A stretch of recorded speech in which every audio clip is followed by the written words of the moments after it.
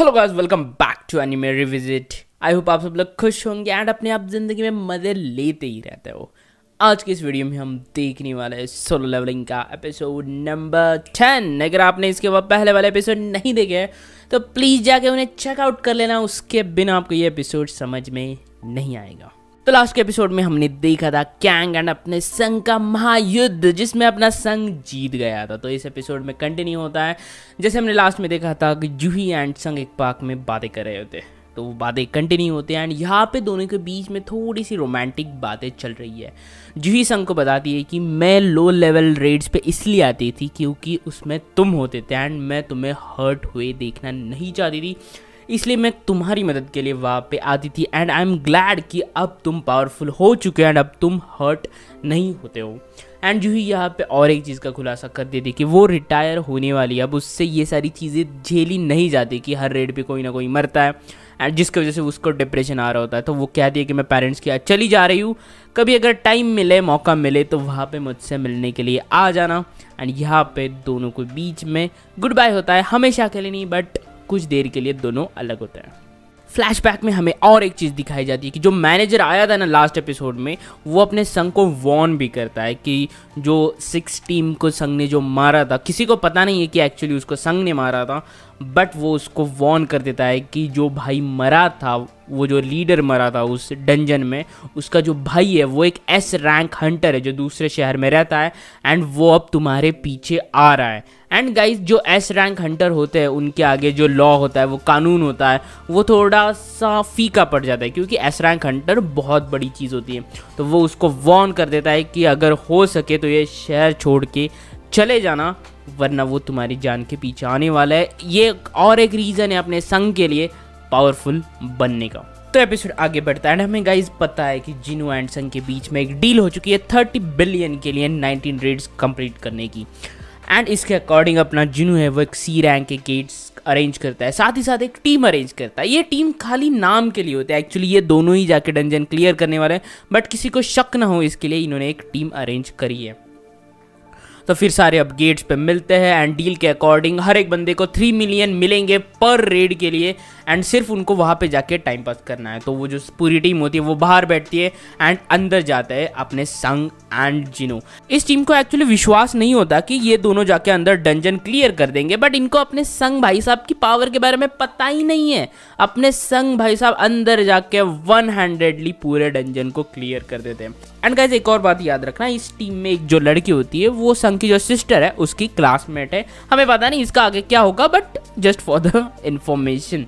तो आगे 1 बाय 1 ये सब लोग डंजन्स क्लियर करते जा रहे हैं। ये जो टीम है बाकी बाहर जाके चिल मारती रहती है एंड अंदर जाके संग एंड अपने जिनो है वो डंजन क्लियर करते हैं। जिनो सिर्फ वहाँ के जो मानक क्रिस्टल्स है उनको कलेक्ट कर रहा होता है एंड संग जो है वो भाई गॉब्लिन को पेल रहा है, मॉन्स्टर्स को पेल रहा है, सांप को पेल रहा है, मतलब जो भी मिले उसको बस संग पेले जा रहा होता है। भाई इतना तगड़ा लेवल अप कर रहा है ना, मतलब इतनी सारी अपनी स्किल्स है उसको इम्प्रूव कर रहा है, नई नई जो स्किल्स है उसको लिए जा रहा है। उसकी जो लेवल होती है लिटरली इस हद तक बढ़ जाती है कि आगे के जो मॉन्स्टर्स है वो अपने संग से डर रहे हैं। मतलब अपने संग ने आंखें भी खोली ना तो वो मॉन्स्टर्स है वो वहां से भाग रहे होते। संग को एक बार तो लगता है कि शायद उसको उस डेमन कैसल में जाना होगा कि अभी उसके लेवल अप हो चुकी है, बट वो थोड़ा सा रुकता है कि कहता है नहीं अभी और ज़्यादा लेवल अप होने दो।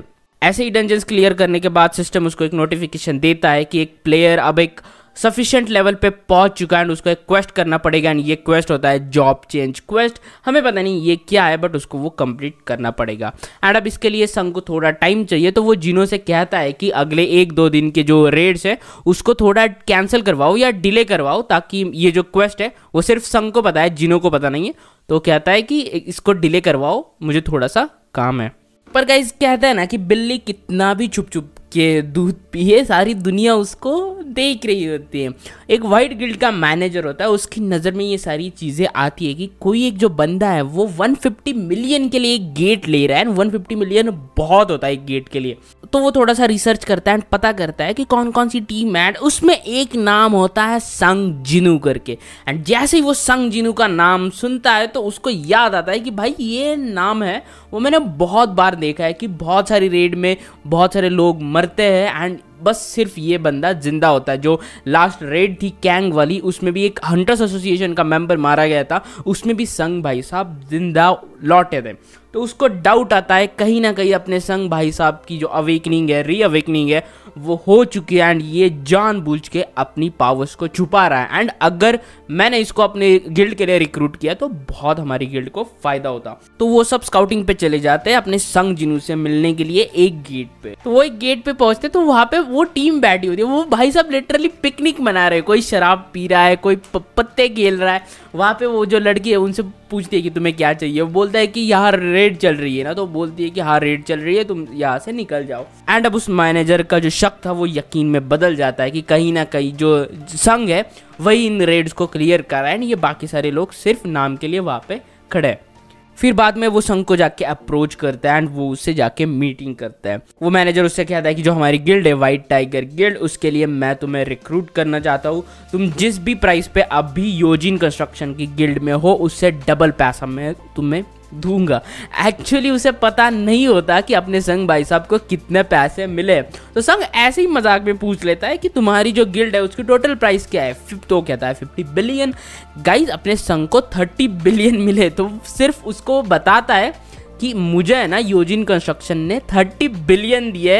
ये सुन के उस मैनेजर के फट के हाथ में आती कि भाई इस बंदे को इतने कैसे मिले, मतलब ये बंदा बहुत ही ताकतवर होना चाहिए। ये एस रैंक हंटर के लेवल का तो बंदा होना ही चाहिए वरना उसको इतने पैसे नहीं मिले। बट यहाँ पे संग को जानना होता है कि उनको मेरे बारे में पता कैसे चला। तो संग यहाँ पे अपने स्टेल्थ मोड का यूज करके उस मैनेजर को थोड़ा डराता है, उसको धमकाता है कि तुम्हें ये सारी चीज़ें कैसी पता चली, मेरे बारे में कैसे पता चला। तो वो मैनेजर उसको बताता है कि मैंने अपना थोड़ा रिसर्च किया है, ऐसे हमें हिंट मिली थी।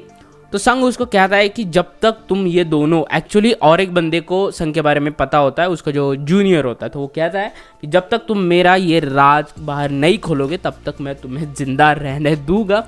अगर जैसे ही तुमने बाहर खोला तो भाई साहब तुम्हारी शामत आने वाली है। यहाँ पे संग और एक डील करता है कि जो 3 गेट्स उसने कैंसिल किए थे वो जॉब चेंज क्वेस्ट के लिए, तो उसको वो 600 मिलियन में बेच देता है। एक्चुअली उसकी जो प्राइस होती है वो बहुत कम होती है, बट संग ऐसे ही मजाक में उनको 600 मिलियन के लिए बेच देता है। अगले दिन उस मैनेजर को पता चलता है कि भाई संग ने हमको बेवकूफ़ बनाया, बट वो अभी अपने संग पे नज़र रखे हुए क्योंकि उसको पता है कि भाई साहब अगर ये बंदा हमारी गिल्ड में आ गया तो ये बहुत बड़ी अचीवमेंट होगी। दूसरी तरफ अपना जो संग है वो अपनी गाड़ी लेके चला जाता है अपनी क्वेस्ट कंप्लीट करने, जो उसकी जॉब चेंज क्वेस्ट थी उसको कंप्लीट करने के लिए। एंड इसी के साथ ये जो एपिसोड था वो यहीं पे ख़त्म होता है। अपना संग भाई साहब अब फुल चिल मोड में। हम देखते हैं अगले एपिसोड में कि होता क्या है।